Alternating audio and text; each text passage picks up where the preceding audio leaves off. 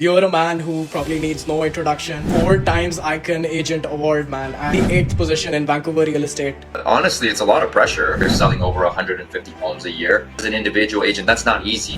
And when people know you, there's pressure.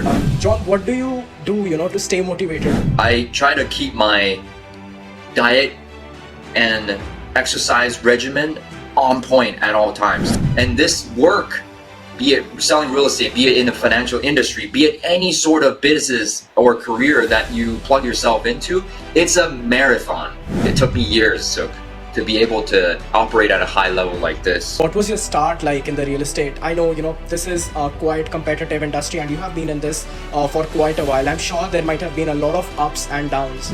I want to ask you, John, what kept you going? So our industry is 87% failure rate in the first 2 years. If you make it past the second year, you're good. You're good. I was $80,000 in debt. From 17 sales in 2007, I went to 10 sales in 2008. So from 2008 September to 2009 March, I didn't do one sale, but I didn't quit.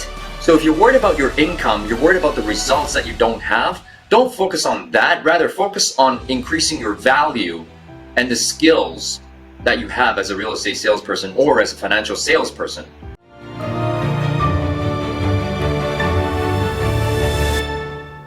First of all, thank you so much for doing this with me. You're a man who probably needs no introduction, like 4 times Icon Agent Award, man, and you're in the top 1% of realtors in Vancouver today, probably the 8th position in Vancouver real estate. First of all, why don't you tell me how that feels, man? Well, you know what? I'll tell you, honestly, it's a lot of pressure because year after year, you have to step up. Year after year, you can't be complacent. As much as we don't like to think that we care about what other people think, we do. And that's one of the motivating factors to keep moving forward is that, hey, you know what? You're no longer in hiding. And when people know you, there's pressure. It's kind of like when you're a boxing champ or a UFC champ. Now that you're the champ, the target's on your back. But you have to take it as a blessing, right? So I take it as a blessing every day that I get to be in this position, that I get to, have people know me, and I get to contribute on a bigger platform, right? So pressure is one thing, and then it's a blessing. It's a very long answer to a short question. No, absolutely. That completely makes sense because, John, I am someone in the financial industry, right? So before Yeah. a person goes to someone in mortgage or starts looking for a real estate agent, they come through us or they talk to me, right? And honestly, when I sit down with anyone, right, when I write down a person's financial goals, especially in Canada, John, you'll be surprised to know that 8 out of 10 people, the one of the goals they list down is buying their first property in Canada. So that number completely, surprises me because it tells me there is going to be a lot of need and want for a lot of homes, be it in Vancouver or all over in Canada, right? So let me just ask maybe a few questions so that, anybody who's watching this maybe knows you a little bit better, right?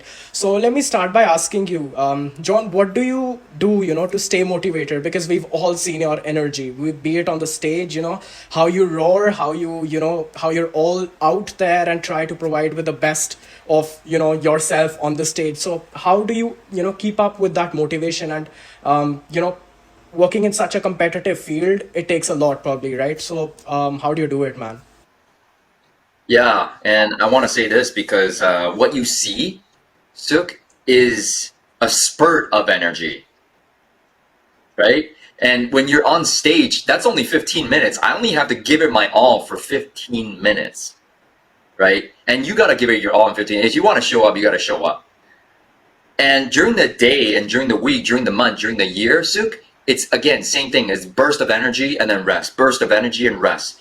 But if you don't rest, you're going to burn out, right? So I try to keep my diet and exercise regimen on point at all times to preserve my energy, right? And I meditate twice a day to make sure that I am on point, right? When I need to show up, I show up, right? And I need to manage my energy, manage the timing of my peak of energy so I can show up for people, right? So this appointment right now is in the afternoon. I know that I need to eat at around 12, and then after that, there's going to be a dip in my energy.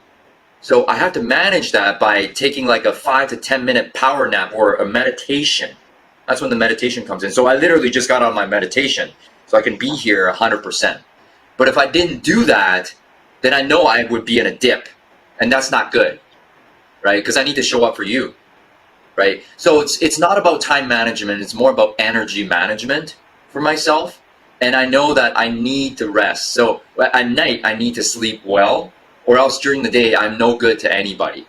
And this work, be it selling real estate, be it in the financial industry, be it any sort of business or career that you plug yourself into, it's a marathon.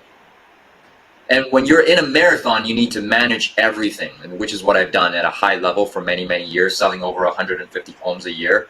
I know, that as an individual agent, that's not easy, right? So you really, really need to keep everything on point. So I want to say this though, it took me years, Suk, to be able to operate at a high level like this, very high energy. I was never like this when I first started my career because I didn't know how to manage myself, right? So I hope that makes sense. So take care of your diet, take care of your regimen, take care of your mindset, your mental health, everything like that. And be sure to take rest. You can't go forever. If you want to be a beast, right, you need to rest. So I hope that makes sense. For sure. That partly answers the next question I was going to ask you, John, because today, we all know John as a person he is today, right? So I want to know, how was it for you in the beginning, right? What was your start like in the real estate? I know, this is a quite competitive industry and you have been in this for quite a while. I'm sure there might have been a lot of ups and downs. And honestly, just to add on to that a little bit, John, I know personally, I know a few people, who start in this industry, in the real estate industry, and quit after maybe 2 3 years. And, I want to ask you, John, what kept you going? Yeah, so our industry is 87% failure rate in the first 2 years. So knowing that, you need to know that if 80% are 87% are quitting, if you make it past the second year, you're good. You're good. And that's exactly what happened to me. So in 2006, when I first started, I did 2 sales my first 6 months. I made $2,500. Immediately I was in debt. 15 grand. In 2007, I got lucky. Some people knew me, and at that time, a lot of my high school friends were buying. I made $100,000. I went and spent $89,000 on a car. Okay, and then I bought my girlfriend a ring to propose to her, $20,000. So at the end of 2008, I was $80,000 in debt, and the market had crashed since then, right? And then I did from 17 sales in 2007, I went to 10 sales in 2008. But I had no other way out. I had no other skills. My psychology degree from UBC allowed me to earn $35,000 as a social worker. So unless I was committed to becoming a clinical psychologist like a Jordan Peterson and write books, I was never going to earn the money back. So I said, you know what? I'm never going to quit because I got nowhere else to go. So I hired a coach. Named Mike Ferry. And he gave us the step-by-step of how to sell a lot of real estate. It was so simple, but it was just really hard, right? Because he asked you to go to work every single day. And even today, I'm still with the coaching program. He tells me to get to work every single day. But what happened, Suk? 2006, 7, 8. I never quit in 2008. I was just about to. And then I never quit in 2009. So from 2008, September to 2009, March, I didn't do one sale. But I didn't quit. So guess what happened? People started calling me, asking me if I can help them buy or sell their home. And I was just around because they said to me, guess what they said to me, Suk? They said, John, you're the only friend I have in real estate now. Everybody else quit. Can you help me sell my home? So that's how I started, Suk, and that's how I made it through, just not quitting. I got rewarded for not quitting. And then as I didn't quit, I worked on my skills on a daily basis. Then I became better as a real estate salesperson. And our income, Suk, is directly correlated to the value that we provide out there in the marketplace. So if you're worried about your income, you're worried about the results that you don't have, don't focus on that. Rather, focus on increasing your value and the skills that you have as a real estate salesperson or as a financial salesperson. Increasing value, therefore, leads to increasing in results and income. Hope that makes sense. Wow, no, absolutely. That was probably, the best way to answer that question, John. That also, you touched a little bit about, I don't know if you already have the questions with you, or, but you went ahead and touched a little bit about my next question, John. So this one is about coaching. How valuable do you think mentorship is in a professional industry, right? So talking about maybe real estate or the financial industry, how important do you think it is to have a mentor or a coach in your business? I think it's absolutely crucial to have both. I don't know many people who are naturally gifted. I do know some people that are naturally gifted that don't need coaching and don't need a lot of mentorship. They're just naturally gifted, and I've seen that. But most people wake up negative. Most people don't know what to do. Most people are not talented like that, right? Most people, if they know how to sell, that's also a talent. Most people don't know how to sell. So you need to get a mentor who's done it before you and has done what you want to do. Ask them for their path so you can really avoid all the hurdles. You're not going to avoid all the hurdles, but you can move faster through the hurdles as you have a mentor. And a coach is someone that you pay for.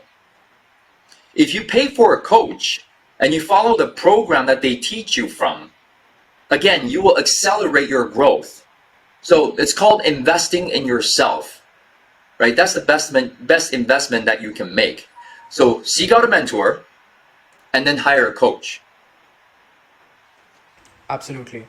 Yeah, I honestly feel the same way. It's because a mentor is already on the top, right? So he can maybe tell you the mistakes that he's made throughout his journey and maybe, help you avoid them. Maybe what he's achieved in 10 years, maybe that mentor can help you achieve the same goals in 2 or 3 years, right? So definitely we're on the very same page here. And John, I'm not sure if you had the chance to play around with the new, AI thing that everybody has been, talking about lately. The open AI and how, the power it has and everything. So the next question I'm going to ask you is somewhere related to that, right? So what do you think, like, how do you first of all stay up to dated with the latest trends in your industry, right? And through technology, with this new trends in AI technology, do you consider, this is a threat to maybe, real estates in future, or a threat to our professions in future? I think in my lifetime and your lifetime, that AI will not take over salespeople. And I'll tell you why. Like, it's going to be a couple hundred years before they can actually manage emotions of people, like how salesperson can and a real human being can. Absolutely. Right? Sometimes there's this, and robots don't have empathy. Correct. Right? And a lot of people, salespeople, I'll say they're robots because they don't have empathy. Yeah. A great salesperson works on that skill of knowing to have empathy, right? And so unless AI can start to have that capacity to have empathy, I think we'll be around for a while. I think it's an eventuality, right? But I think for you and I, in terms of our lifetime, we'll still be around as salespeople. I don't know about the future. But right now, AI, Suk, is helping the real estate industry move a lot faster, right? Because there's all these automatic drips, automatic bots that answer on behalf of the salesperson. Correct. And once they are talking about something that the robot cannot handle, then it passes to the real salesperson, right? So it's actually helping the industry move faster. Absolutely. And actually, I was playing around with this new bot, and I asked them a couple of questions related to money. And you'll be surprised, John, at the end of every answer that bot generated, they said, please talk to your financial professional for this, right? And I asked them a few questions about real estate as well, about like how the trends are, where should I buy or whatever. And the answer that I got after every question was, make sure you talk to someone in that industry, in the real estate industry. So that completely answers it as well, right? Yeah. And Yeah. John, I'm just going to like move a a bit, because I deal with a lot of people, as I told you, who are first time home buyers in Canada, right? So I'm just going to maybe ask a few questions from their perspective, what they are feeling right now. So first of all, this is a little bit of, a situation based question. Let me put you in our shoes, right? Someone who's buying that house for the very first time, maybe he's looking for an apartment out there, right? So what are the things, you being a first home buyer will consider in today's market? I think if you're a first time home buyer in this market right now and you're very young, it's a very exciting process and it's also very scary and it is a lot of money, right?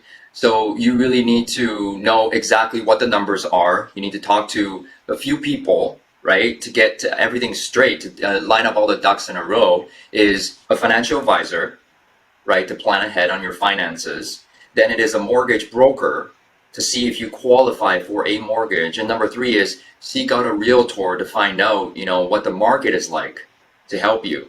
So all these three people I think you'll need, right? And to make sure that, they take care of all of your questions going into it. And I think that's a very important process. So seek out professionals, which is something everybody should do. Just like us as salespeople, when we try to get into the industry doing it ourselves, it's like, oh my God, what am I doing? Right? I don't know what to do. So same with purchasing a home. Seek out to the professionals and let them help you. Perfect. And just a follow up question with that, John. I talk to a lot of people, and they're like, we're not actually sure if we're dealing with the right agent in the real estate industry, right? So, what would you suggest them, or what should one see while maybe choosing an agent in the real estate industry? Yeah, that's a great question, Sue. Thank you for asking that. I think number one is they need to know the market. As simple as it sounds, they need to know the market, right? And number two is they need to have some experience, right? And they need to have done some business to know, like, okay, what's real in today's market. So right now, there's a lot of teams out there. So even new agents, they have joined a team that have many years of experience. I think that's really good for the industry. So a person with experience, person who knows the market, and last one is person who cares, right? Because they could just be out trying to make a sale, right? And they don't really care about, oh, okay, well, here are the numbers, here's this property, that property, okay, why don't we just make an offer? Like, are they really holding your hand, especially as a first-time home buyer? Are they really caring for you, right? So I would suggest anybody who's coming into purchasing their first home, interview a couple realtors to make sure that they're the right fit. Absolutely, I love to hear that kind of vision coming from your end, because you honestly, you're there, as you mentioned in one of your videos as well, right? A guy with the suit roaming everywhere, but definitely, that's what inspires us, John. That's what we like to see when you're out there. And touching back on that question a little bit, about the first time home savings plan that's coming up. It's good, that I am telling people more and more about it. It's how it works is, just to give you a bit of an overview. It works. It's a combination of both TFSA and an RRSP account. So you basically can contribute. The growth is tax free, and when you take money out of it, just like you don't have to actually pay it back. So there are limitations, concerns with it. A lot of people there is are inquiring about this, how they can make the best of it, and that's what I help to better help them understand what how they can use this in their favor. So that's just maybe that's the whole point of this interview, was just to like tell everybody who's watching this that both financial and real estate industry, they do go hand in glove with each other, right? So it's all linked in the end. It's all together progressing towards a better future. But if you have any questions for me personally, John, I'd love to answer them. Otherwise, I think this was my Sure, time. we have a couple minutes. I mean, yeah, man. Tell me a little bit more about yourself. Like, how long you've been doing the financial thing, and what are your thoughts on the financial market going forward as well? That's a great question to start with. I came to Canada in 2016, John, not so long back. So just been 6 years in this country, and I have learned a lot. I came as an international student. Then I was in the IT sector. I went up, early morning, 5 o'clock. It was the time of my shift with one of the private software companies here, right? And I show up at work. The manager is standing at the door with a letter saying, you can go back home. It was the COVID time, right? And I got laid off from that job. So Oh, that was, John, one of the most painful, or the one of the worst days in Canada for me. But things teach us, right? Those bad days teach us a lot. So that's what I learned, that I'm never ever going to rely on a single source of income moving forward. Mhm. So that's what, got me to explore more options about finance and money. This is something I love talking about, John. I can literally talk about money the entire day and not get tired of it. Just like, I see the passion you have for real estate, right? So Thank you. that's what brought me into it. The other option was, to helping out families, because not you'll be surprised, again, I'm talking according to the stats, John. 91% of people in Canada today lack that financial education, right? Only Mhm. 9% of people actually have that kind of financial education, that they can, because people are working for money. That's what I see. It's just there, it's a rat race where people are just making for money. I think the education requires to tell them how to make money work for you, like probably you tell the investors in real estate as well, right? Because the Yeah. idea is to land in that fourth quadrant, as Rich Dad Poor Dad tells us, right? In that investing quadrant. Yeah. Yeah. So that's exactly what I'm trying to be out there, help people know more. That's awesome, man. So, it sounds like you're also very passionate about what you do. And, so how do you see the financial market in the next year and a half, 2 years here? Since, inflationary concerns, interest rates going up like crazy. It's gone up 7 times, right? So how do you see the financial market in the next little while? Absolutely. It's, something, it's the talk of the town right now, as you know, John. Because markets are very unpredictable, with big companies like Tesla, Facebook, laying off such a huge amount of staff. I think there is more unemployment coming.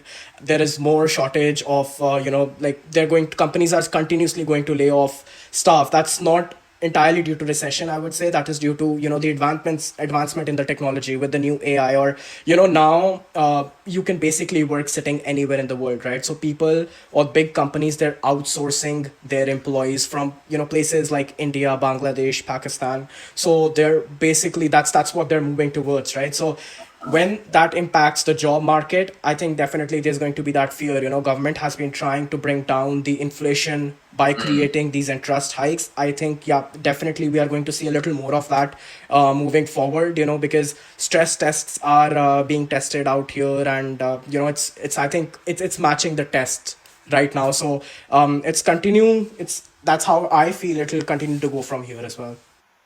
Yeah, it sounds like a consensus out there in the marketplace that everybody knows that if we're going to hit a recession, or if not, we're already in a recession, right? So what we got to do is we got to raise interest rates, right? And then once it hits a point, then when deflation hits, then they'll start to decrease the rates.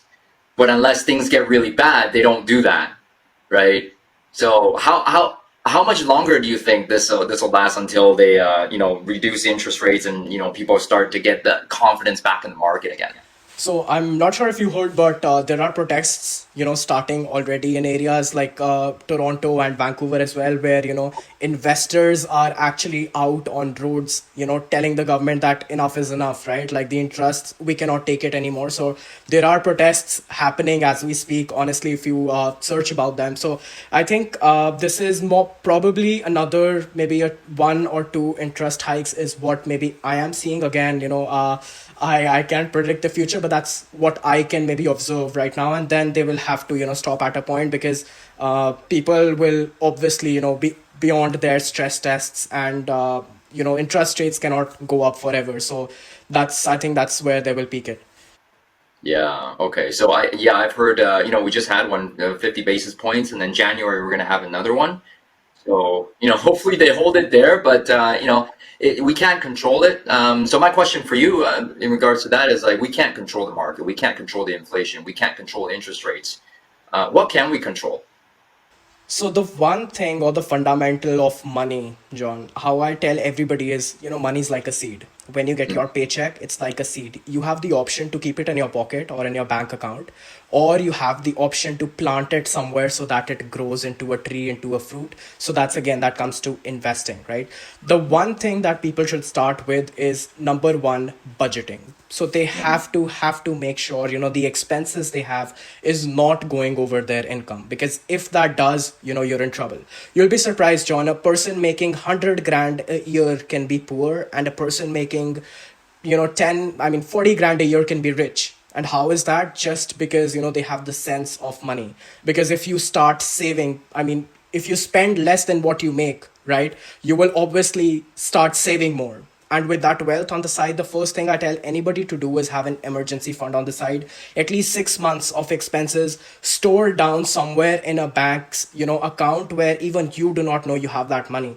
So that's what I tell people, have that emergency fund, so that tomorrow, God forbids, if that money has to come save your life, it is there, right? Don't tell your parents about that money. Don't tell your friends about that money. That's just your secret money.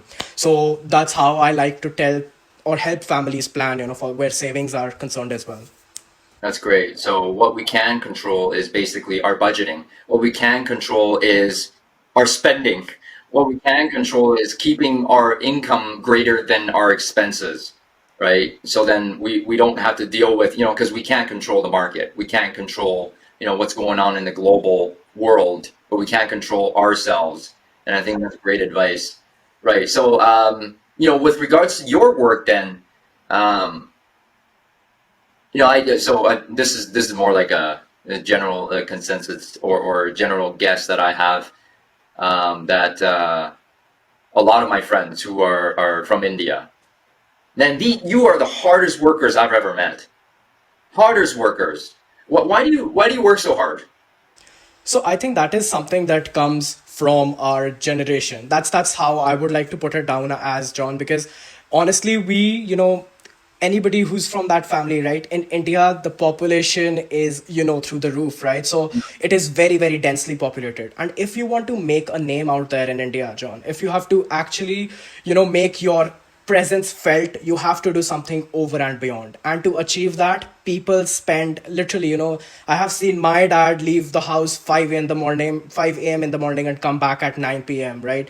And Wow. that's the struggle that probably, each one of us has grown to, right? And we see them work so hard for them, for their families, because how the culture is probably, in your community as well, that it's not just about us in the end, right? It's about our families, what life we want to give them. It's about our children, what life we want to give them. So it's Yeah. all, you're not actually just living for your own, but for three generations, for a generation above you, for a generation below you. So you have to Oh, be there. That's the mentality, and that's the mindset that I have grown up with. And that's why I personally believe, Indians or people from my community, we just like to do it. It's either it's all in or all out.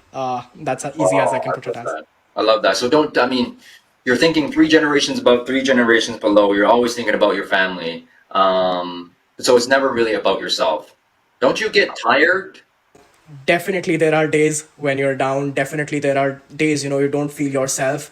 But again, it's very important to, take breaks. That what I have found, like it's okay, it's okay for things to not work out. It's okay. Like age is just a number in the end. John, Hmm. people, they become successful at 25, and some people become like talking about Warren Buffett, right? Most of the wealth that the guy has created is in the last few years, where he is, so old. So it's not about the age. I think it's just the consistency, and you keep going, you keep being at it, and that's what is going to take you, I think, miles. I think it's absolutely inspiring, man. And kudos to you, and taking care of family, taking care of yourself, and just keep at it. I just have a lot of admiration for your community and the work ethic that you have. So I'm just honored to be partnered with you, to be speaking to you today. So thank you for this No, conversation. thank you so much. It was really an honor talking to you, John.